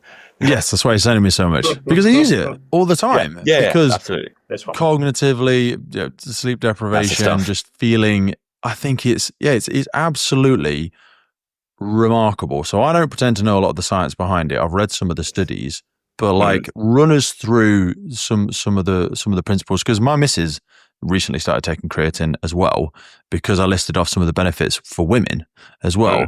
But she always thought, no, that's massive muscle stuff. Like, I'm happy to take protein. I don't want massive muscles. I'm like, that's not what it's about. So for people that are reticent, fearful, uneducated about it, give us a whistle stop tour on creatine. So we've got to be quite careful on what we can claim on an evidential basis at this point, because we have to be really, really careful with these kind of things. But there is definitely research coming in on the cognitive benefit side of it. We definitely seem to be moving towards it. People seeing it in more of that sort of nootropic space, which has become very, very interesting in the last few years, sort of talking about sort of brain supplements and focus and that kind of thing. But it's interesting you mention about females taking it, because it is widely, there was at points people were very concerned about muscle gain, water weight, and hair loss with creatine, which has been hair loss. Yes, it's been widely debunked, but there's no concerns with hair loss with these kind of things. I think that's men taking creatine who also take masses of steroids and lose their hair. And they're also reaching a certain age where we do tend to lose our hair. Lose their hair anyway. That's a red herring. Where it's yes, you may hold a little bit more water weight than previously, but the benefits to your energy production. This is where I think Weight Watchers did a massive disservice to women. I think Weight Watchers, my words, not yours, was one of the worst things to happen to women, because they made it all about the scales. And that is not your fitness. That is your relationship to the earth. Yeah. A weight is a terrible metric for fitness, I think. Anyway, my words. As you said, you're not going to take 5 grams of creatine, go to the gym once, and all of a sudden be this huge muscular character. Get a grip. It's not going to happen. If it would, I've been waiting 15 years now, and it's so it's. Yeah, but there's definitely some research coming through on the cognitive benefits of it. Yeah, I think it's a neuroprotective element to it as well, Martin. Yeah, I think it has a similar line to the buffers. You don't notice it till you need it, do you? Yeah. You don't. So when you're under that bar and you're trying to push that last rep, or you think, hold on a second, you've had literally no other. It doesn't affect you in sort of any other way right to that point, unless like it's the mental, cognitive side of it. On the physical side of it, it has shown to help with max efforts, hasn't it? Max effort lifts, big time, max effort. And I think people worry about the kidney function, healthy liver stuff, and they go, it means I have to drink more water. I'm like, no, you should be drinking 3+ litres a day anyway. It does make you pee a lot, doesn't it? It does increase. That's one thing I've noticed when I'm taking it. Yeah, but isn't that just because you're drinking more water? Quite possibly, yeah. Obviously, nothing. There's nothing wrong with weeing every couple of hours. You should do. But yeah. I think it's more frequent than that. But it depends. Again, it comes down to how much you're taking, because historically, it's the advice is 5 grams if you're maintaining, like every day, always. But rookie numbers. There is the loading element, isn't there? That if the people historically have loaded, whether that's people still do that or not, that's what's done in the past. Before I came across, before you sent me some of the lemony one, obviously I would interacted with creatine before, as Pete would have done. He would have had creatine all through his strongman days. He would have been gobbling that I don't think I've stopped taking it since I was Did you ever 19. load it, Pete? Did you ever go beyond the 5 grams? I did, and I used to cycle it. Like after 3 or 4 months, I would stop taking it. But then more research came out, and I think it's been one of the most studied supplements out there. I think it's the most. Yeah, so I don't think you ever need to come off it. The news on it is changing, isn't it? And it's certainly, if you look now, there's lots of runners, bringing it back to runners, that are also saying, look at all these advantages for runners.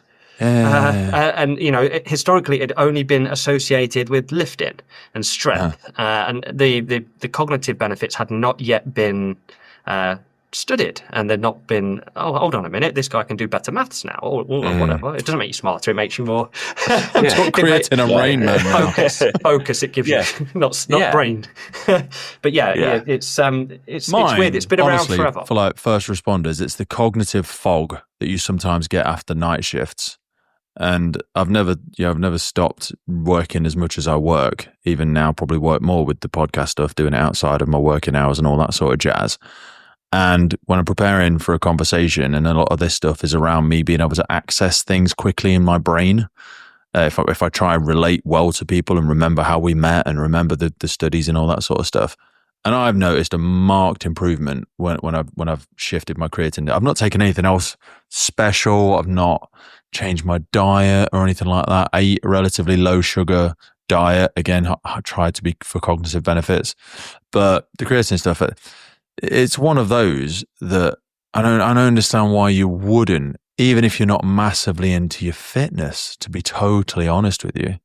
I just think it's a general net positive for it. One, I think that people are more nervous about, and I want to be, how long have we been talking for now? I want to be respectful of everybody's time. 1:15. I'm good. Carry on. Jesus Christ, I've done an hour and 50 minutes already. I was having a conversation with a doctor the other day because one of the members of my family is at an age where she is going through a hormonal change in her body. And for women, it drops off a cliff. So people perimenopause, menopause, drops off a cliff, estrogen levels, blah, blah, blah. Happens really quickly, and they notice a massive decline or a change in their hormonal balance. I'm bro-sciencing my way through this, if it's not obvious. And they take a supplementation. They take hormone replacement therapy in some capacity or another. That's been commonplace for what? 40 years? Something like that. You know, women having hormone supplementation or supporting their testosterone and estrogen balance is commonplace. It's not judged at all. Men, you say testosterone supplement, some people hear steroids. Yeah, talking like TRT. Yeah, like TRT. And you're, what is it you're injecting? I'm not injecting anything, you know. But they hear that and they think bodybuilder. But men, as doesn't drop off a cliff all of a sudden. It progressively drops from like the mid-30s. I think it's about 30s, isn't it? Yeah, 30s onwards. Testosterone levels naturally decline. It affects energy, mood, muscle mass, libido, cognitive sharpness, just your overall health gets worse. And the thing is, because you are getting older, people go, you're just getting older, Dan. I mean, look at Martin. I'm surprised he's dressed.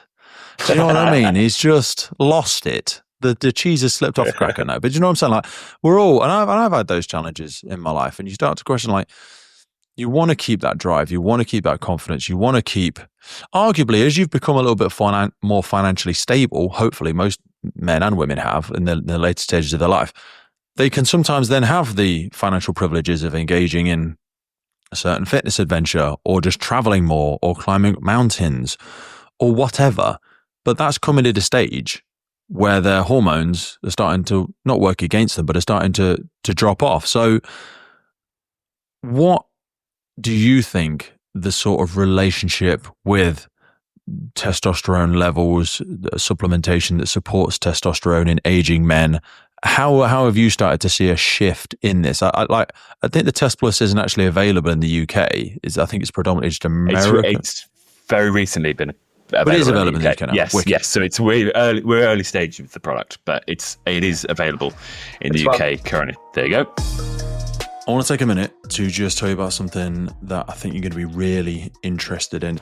Next September, firefighters from across the UK and Ireland will be travelling to Atlanta, Georgia for something truly special. It's the United for 9/11. It's the Memorial Stair Climb. Now, this isn't just any event. It's a once-in-a-generation tribute where 343 firefighters, one for every FDNY firefighter who gave their life on September 11th, will climb 110 floors in their honor. It's about more than just a physical challenge. It's about remembering sacrifice, pushing ourselves, and standing shoulder to shoulder across services and across nations. It's a chance to honor the legacy of 9/11, to pay tribute to our fallen firefighters, and to test your mental and physical strength, and to raise an awareness around mental health and resilience in the fire service. Whether you take part in this climb or not, support from home, or simply help spread the word, you can be part of it. This is about unity, remembrance, and respect. So if you want to learn more, head over to www.memorialstairclimb.co.uk, or on Instagram, check out United_911climb. This is going to be something powerful. I hope you can make it. I hope you can support it. Now back to the show.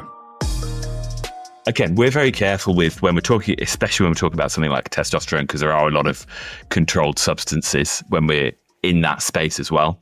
And we have TRT, which you can get through your GP at a certain age and with certain consultations, and if you're willing to wait as long as you can, I think.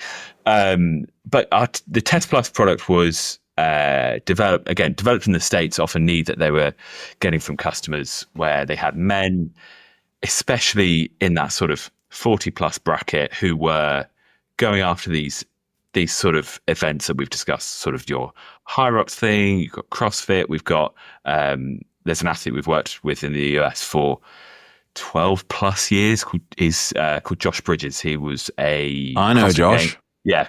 CrossFit Games athlete. I also, do you know who Matt Chan Navy is? SEAL. Yes. Yeah, so we've had Matt on the podcast as well. Matt, firefighter, came just behind Rich in one of the years, didn't he? Yeah, he was very, very high level. Over there, they're so much more familiar with getting their blood work and things like this. And I'm sure Josh and everyone, they get their blood work, not because, how many drugs can my body tolerate? It's just, it's a real pure way to measure your health markers. Because otherwise, you're taking certain supplementation, you might be shooting in the dark. And you might have a hormonal imbalance you just don't know about. Yeah, exactly. And it is one of those things where people actually, when they're getting to that stage and they're concerned about these kind of things, is getting blood tests and getting to see where you're at. And so Test Plus was developed basically on the idea of, is there something we could do where it's an all natural product that could support natural testosterone production, where we're not putting exogenous testosterone into the body. It's not going to be a replacement for medical TRT. That may be medically required for certain people, but is there a way that we can support people that are getting to that level? They're kind of in real desperation mode, because they might have like severe erectile dysfunction and whatever. We don't want it to get to that point until your doctor prescribes you TRT, and this is what I think we have such an aversion to really helping people. We're scared of a lot of medical interventions and a lot of ways that people could, if they want to, if they are financially, if they're a socioeconomic level where they can start to invest in their health in a different way. There's so many barriers to that in the UK, whereas in the US, I appreciate there's the good and the bad to it. People can start taking all sorts of random stuff they shouldn't be taking. But there's a lot of barriers to people being able to do that in the UK, isn't there? Yeah. Yeah. And I don't think the culture's there yet either, really. No, I don't think we're mature enough with it. No, there's not this, and I think that's changing. I definitely, in conversations I've had with more people, where it's like actually men are speaking more, and there's also the mental health side of it with men of a certain age, where their testosterone is dropping off, and there is a huge mental mood, health. libido, confidence. Just that get up and go. It's just you lose it. And you don't want to. When you get into that point in your life where you're starting to have a bit of professional success or whatever, you want that. You want that drive. I always say to people, once you've felt like Superman, who wants to be Clark Kent? You've been Superman in your 20s, and then you start feeling like just the average Joe and you become accepting of it. I'm like, no, this is a choice. Like, you could get smart about stuff. Yeah. Yeah, so it's a complete natural supplement. It's got things like tonga ali, ashwagandha, shilajit. There's an ingredient called Tesnor. So it's a proprietary blend that we've got from a company. They've done a little bit of research. There's been some research done on there where they've seen sort of testosterone production or free testosterone increases somewhere in the sort of 10 to 20% range over an 8-week period. So we're not talking about, okay, you're going from dangerously low testosterone levels to the Hulk, but we're like, actually, can we support in a healthy, safe way testosterone levels? I think it's something people need to start thinking about a bit more wider, especially like you say, if it's not just your physical performance, it might be mental health. So I'm just having a look at it now. Like anyone from around the age of 30, it says it declines at around a rate of 1 to 2% per year. And especially if we're asking firefighters and others to work until they're 65, by the age 60, some men have 50% lower testosterone than they did in your youth. And if you're not sure if it affects you, some of the common things you think about is fatigue or low energy, obviously reduce muscle mass, increase in body fat, decrease libido or sexual function, mood changes, irritability, depression, brain fog, which, like I've said, for me is a big one. That's kind of reduced cognitive focus, or equally just poor recovery from your workouts. You used to be able to smash a big workout every single day when you're in your 20s and maybe into your late 20s.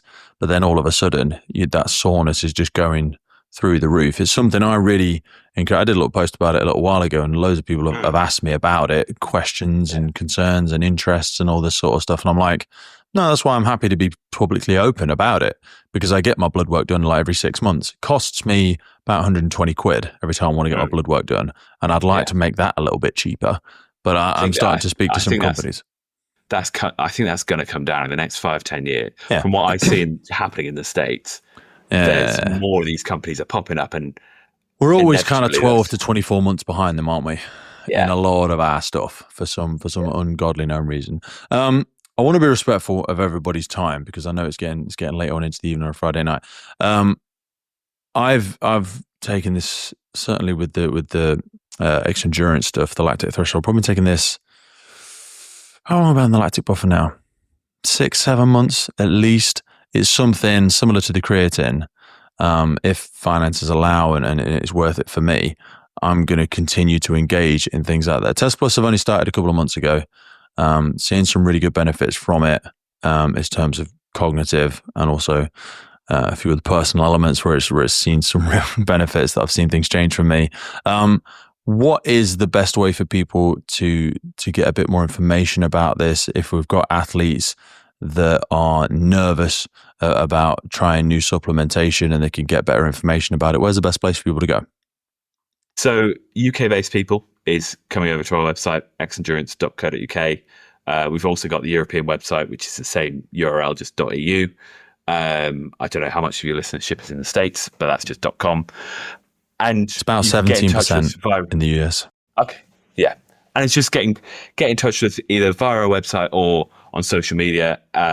We don't use any sort of AI chatbots or anything like that. More than likely, you'll be speaking to myself or Jim. And we'll very openly discuss things with people. And we always say, especially with our lactic acid buffer, we offer a 30-day money-back guarantee where you can take the entire bag of the stuff, and if you don't feel like it benefited you, send me the bag back. We'll give you a full refund for it, because it's, for a lot of people, like you were saying, Martin, like, you never know if these things are working for you, and it's actually to give that reliability that you can try something, and actually if it doesn't work for you, you don't feel the benefit of it, that actually there's a risk-free guarantee with it. I'm going to put you on the spot, and I know we didn't discuss it before, but given one of the founders is a first responder, what do you give for first responders? There must be a discount for first responders. I'm pretty sure there is. We do. It's I think it's 10%, but I can't remember. I think it might be 20. I'll have to check with you, and I will put it on your... Check in the notes below, because by the time this comes out, me and Dan will have had a bit more of a chat. And if first responders want to try it out, like you said, they get that 30-day money back. They get a little bit of time off, because the rest of society will want everybody to get fit and healthy and want everybody to improve. But 100%. In a perfect world, we would like our first responders to be given every possible opportunity, given the financial constraints and challenges, to keep themselves fit and healthy for as long as possible. Martin, you've got a massively booming YouTube account. I want you to tell people about that, because I think it's one of the best kept secrets of the things that you do. Right. So it started off as little more than a place to put videos, but shortly after COVID and whatnot, needed something else. And it sort of coincided with that Hyrox revelation when I started. And the very first Hyrox at Manchester 22, I took the camera around and I turned it around for the first time and started talking to it. And as over the years since and the events since, I've started to add narrative and context, and the things that are going on in my life before I race have an impact in how I do on the day. It's not always propaganda. It's not always just showing the good bits. Everybody has bad days. Everybody has good days. But if I only showed the good bits, it'd get very boring very quickly. A lot of people can relate to the stuff that goes wrong as much as the stuff that goes right. And as everybody goes through, not just Hyrox, but things like that, other events like that. it's all a learning curve for everybody, certainly when you first start out.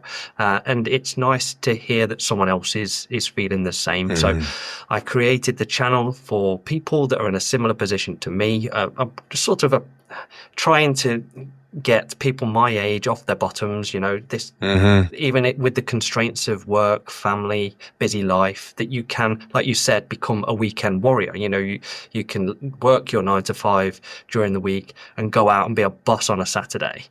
We were saying this before, weren't we, Dan? Like, men now were expected to be, I mean, women have their own challenges as well, but they're supposed to be a god in the bedroom. You're supposed to be earning all the money, and you're still supposed to look like a men's health athlete and be super intellectual and be a great chef and be everything else. Oh, and be back by 5 o'clock if you can be.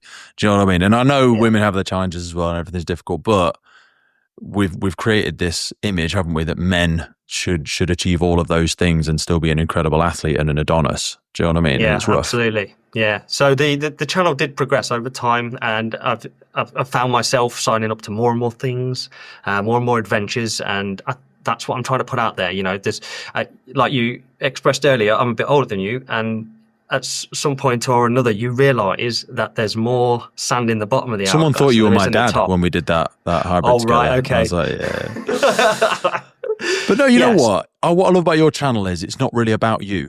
As much as you are the hamster that people can experience through it, it's a great way for people to see and experience behind the scenes many of the great events in the UK from a average to slightly better than average athlete. Do you know what I mean? Because when you see the thing on social media and they say, hey, come and do the latest Spartan, you're like, Jesus Christ, I look like none of those people.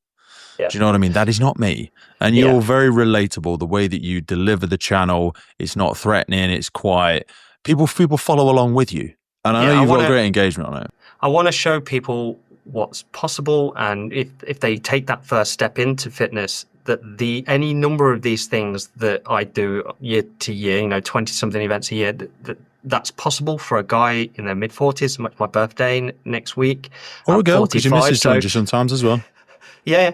I'm 45 next week. Go up an age bracket in Hyrox, so everything changes. 45 for the 10th year running. I can't believe it. Respect your elders, man.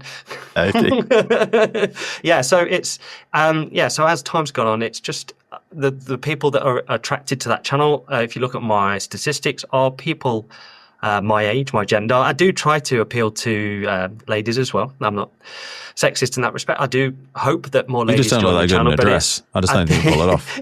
I think people, I think it's nice to have relatable content. I think that's where I'm trying to go with it. And if there's guys out there that are looking to get into fitness or supplementations, then they're supplementing their activities, then that's a good place to go and have a look, see what's available, because I put myself through an awful amount of pain. I'm not an ultramarathon runner, by the way. I'm bloody terrible at it. But, I put myself through 97 miles over the bloody mountains, carrying them bloody gels. I didn't finish with nothing. Them. They don't. But yeah, it was. It's all an adventure, and like I alluded to, there's something. The midlife crisis is real, right? And the epiphany that I had is that there's maybe less functional years ahead of me than there are behind me at 45. I'd be 90 if I doubled my age. So yeah, it's simple maths that I'm trying to make the most of it now. And I want other people to have that epiphany before they start to get regretful, or start. I think to people are have realizing resentment.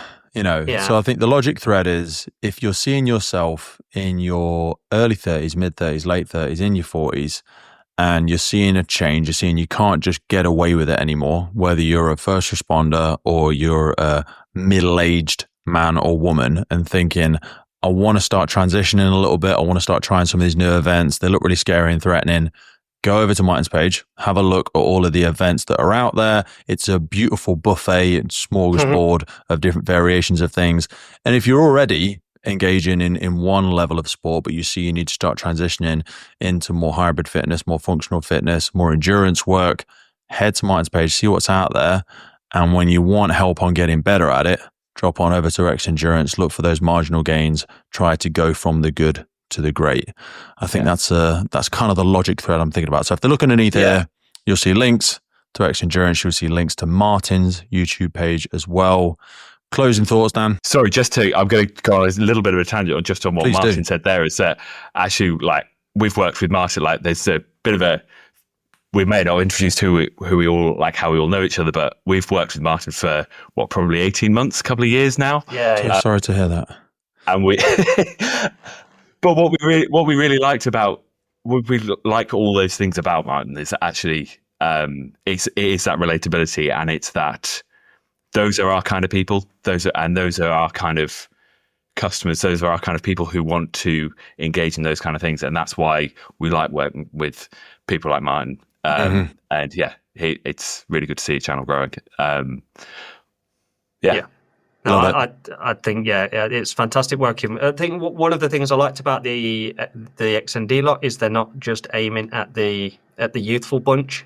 They've got a nice spread of people of all ages, and that was. Otherwise, you'd have no chance, would you? I would have no chance. No chance. You'd be the old weird bloke waving at the end of the car park. Mainly going, because. Yeah, exactly. I mean, that's come from Hyrox, though, hasn't it? Because up until then, they wouldn't have broken up age divisions quite as granular as they have. And the sport would be nowhere near where it is. Of course, yeah. You know what I mean? It's got to be inclusive to those people, because that's where the guys in their 20s, wouldn't it, at the front? Well, the irony is the guys and girls in their 20s might be some of the fittest, but they haven't got any money because they haven't got a job. You know what I mean? Or they've got a very low-paying common job. With respect, you want to be appealing to people who are in a profession like yours, Martin. You're intelligent IT technician. Do you know what I mean? Those people that are a bit more socioeconomically available to do, because Hyrox is expensive. And then when you want to start supplementation alongside it, you know what I mean? That's the bracket of people you should be aiming for. And I think it's a really smart marketing move from the XND lot, from a lot of the fitness world, is don't just focus on the elite, because that's not where the mass of the market is. And you might actually start excluding people. Yeah. I'm not too proud to admit that I'm chasing Jim's time when I go in October. So I'm 20, he's 60, and I'm 29, and he's Dude's currently savage. So Jim is a legend, though. I've got to go quicker than 117. Copy his burpees. That seems to be the way to go. Swallow humble pie and put your knee down, man. Come on. You need those bragging rights at the Christmas dinner table. That's not going to fly well if you don't really pull your finger out your bum. Is Jim racing the same day? He's doing doubles this year. Okay, so it's not head to head yet. Okay, no, I need to see but we are doing London. I think we're both doing singles in London. So nice, that'll be good. Yeah, we shall see. Yeah, sabotage in the bag and all sorts of sabotage. Don't pick him up in the morning, all that sort of jazz. Yeah, I'll just win the ski erg and then I'll crash out from that. That's what you need. Yeah, bragging rights on that. Right. My love to the family, send my love to Jim. Martin, send my love to the kids and the missus. Really, really enjoyed that, fellas, and I look forward to doing some more work together in the future. I'll speak to you soon. Very much, Pete. Cheers, Dan. Thanks, guys. Well, that's it for today, folks. Hope you took a lot away from that episode. We started the Firefighters podcast to develop, inspire, connect, motivate, represent, and most importantly, celebrate the world of incredible emergency services operators and the wider sector through this series of wide-ranging conversations. We really love creating this podcast and bringing it to so many people. Did you know you can also find these on YouTube? We do a lot of video podcasts now. You can head over to our YouTube page and follow, subscribe there. And as a final ask from us, whatever platform you're on, please rate the podcast. It really helps us as a key performance indicator to reach more and more people. I've been your host, Pete Wakefield. This has been the Firefighters Podcast. And wherever you are in the world, please stay safe, be happy, live with intention, and where possible, please remember and support your firefighters and first responders. I'll see you next time.